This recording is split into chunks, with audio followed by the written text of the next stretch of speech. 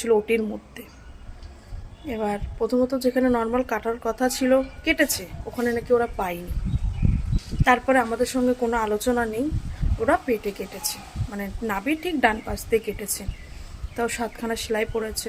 কোনদিন সম্ভব হলে তোমাদের সঙ্গে সেটাও শেয়ার করব।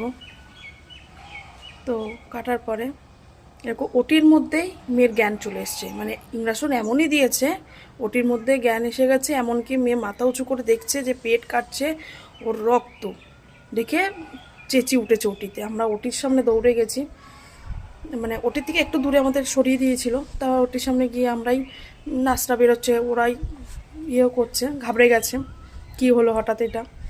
জিজ্ঞেস করলাম, বলছে না না, নো প্রবলেম, ইজ ওকে। ঠিক আছে, আমরা সেটাই মেনে নিয়েছি। 45 মিনিট হলো, কোনো রেসপন্স নেই ডাক্তারের, কি ভালো মন্দ কোনো খবর। 1 ঘন্টা হয়ে গেল, কোনো খবর নেই। 1 ঘন্টা 25 মিনিট হয়ে গেল।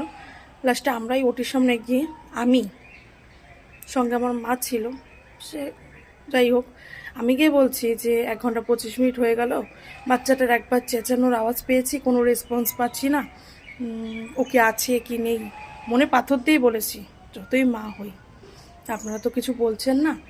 তখন ওটির থেকে একজন ডাক্তার মাথা নিচু করে বেরিয়ে আমাদের পাশে আর একটা চেম্বারে নিয়ে গিয়ে বলছে, বসেন। আমি বলছি না, আপনি বলুন, আপনি কি বলতে চাইছে বলুন, আমি শুনবো। ভগবান আমার সহায় থাকলে আমি সবই শুনবো, আমার কোনো ইয়ে নেই। এবার ওর বাপি, মানে মামের বাপি, খুব টেনশন করছিল। তো আমি ঠিক আছে দেখি না কি বলে। তখন বলছে ঠান্ডা মাথায়, ক্যাজুয়ালভাবেই, মানে এমনভাবে বলল ব্যাপারটা কিছু না, জাস্ট এখানে পাইনি ওখানে কেটেছি, এটাই।